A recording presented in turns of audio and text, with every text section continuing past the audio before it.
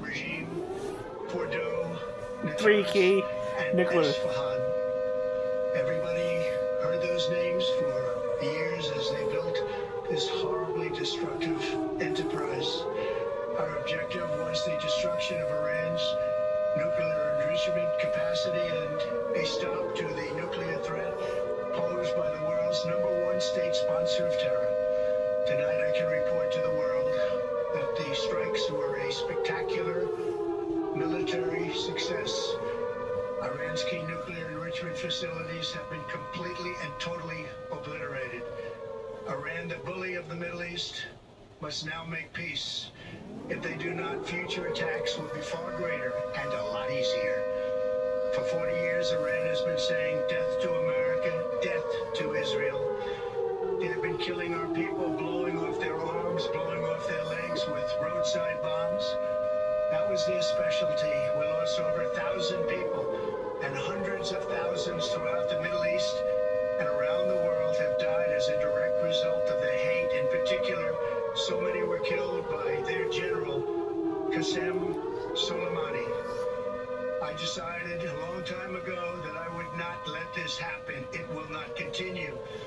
I want to thank and congratulate Prime Minister Bibi Netanyahu. We worked as a team like perhaps no team has ever worked before. And we've gone a long way to erasing this horrible threat to Israel. I want to thank the Israeli military for the wonderful job they've done.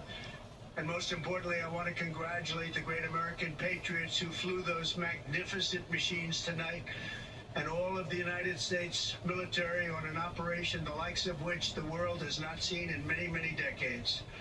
Hopefully we will no longer need their services in this capacity. I hope that's so. I also want to congratulate the chairman of the Joint Chiefs of Staff, General Dan Raisin Kane, spectacular general, and all of the brilliant military minds involved in this attack. With all of that being said, this cannot continue. There will be either peace or there will be tragedy for Iran far greater than we have witnessed over the last 8 days. Remember, there are many targets left. Tonight's was the most difficult of them all, by far, and perhaps the most lethal. But if peace does not come quickly, we will go after those other targets with precision, speed, and skill. Most of them can be taken out in a matter of minutes.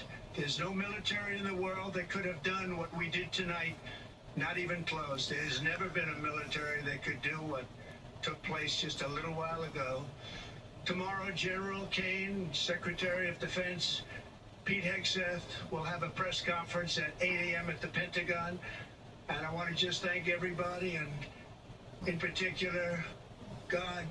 I want to just say we love you, God, and we love our great military. Protect them. God bless the Middle East. God bless Israel, and God bless America. Thank you very much. Thank you. President Trump there at the White House, Vice President J.D. Vance, Secretary of State Marco Rubio also serving as his national. You heard it from the president, guys. Along with Defense Secretary Pete Hegseth right there. ABC News, News Channel 5, similar to what he said Oklahoma. on social media not long ago, that the U.S.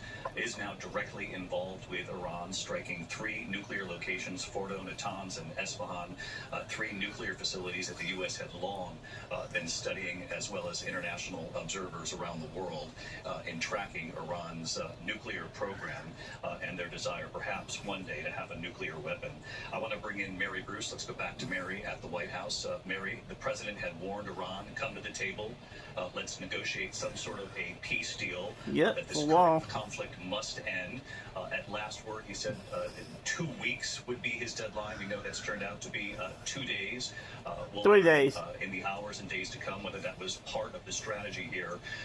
But this is a fairly risky move for this president, though tonight he says it's been a victory. He thanked U.S. forces who were involved, and he said if Iran does not end the wars and seek peace, tragedy for Iran will be even greater than what we've seen in the last 24 hours. David, it is an extremely risky move, and no one knows really where this goes from here. Look, the president, we know, has long warned that Iran cannot get a nuclear weapon, but he also long was pushing for those negotiations. As you mentioned, it was just 2 days ago that the president announced, after yet another meeting in the Situation Room, that he was going to give himself this 2-week deadline within which to make this decision whether or not to strike Iran, in part because he thought there was, quote, a substantial chance of negotiations, that they would be able to get Iran back to the table. It is not clear still, even after hearing from the president just now, what changed his mind, what led him to believe there was no time left to waste, that the U.S. had to go ahead and get deeply involved in this conflict in a way that the president has also really promised the American people he would not. He campaigned on a promise to be a peacemaker and a unifier, to keep America out of these kinds of conflicts. I kind of knew it was coming. The president is very much leaving open the door that there will be more of this. While he is hailing the strikes tonight as a huge success,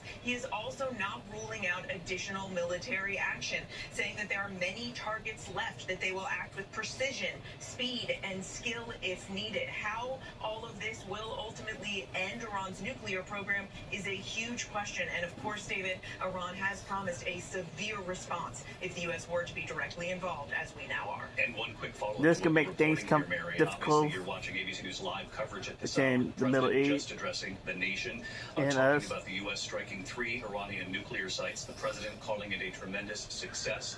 Speaking briefly with our John Carl earlier this evening before addressing the nation about this. And Mary, you've covered President Trump for some time. You've covered him as a candidate, his promises not to engage in the Middle East and in any more foreign wars. At the same time, he has long promised that Iran would not get a message nuclear weapon. to And David, just Russia, again, 2 days ago, China, and all the other allies of Iran. Us Americans didn't really want to be involved in any of this. Saying that Iran had everything it needed to achieve a nuclear weapon, and that once the supreme leader, to be honest, we didn't want to be into another war. Before Iran had that full capability. Clearly, something changed in the president's calculus to make But we him can't go have ahead our allies and make bullied this too. decision tonight. It is a remarkable turn for a president who has avoided getting dragged into these kind of conflicts, and it is one that his presidency it will now define. That is for sure. Our chief White House correspondent, Mary Bruce, with us live here tonight. Mary, thank you. I want to bring in John Carl, our chief Washington correspondent. John, I was struck that you were able to connect with the president even before he addressed the nation tonight.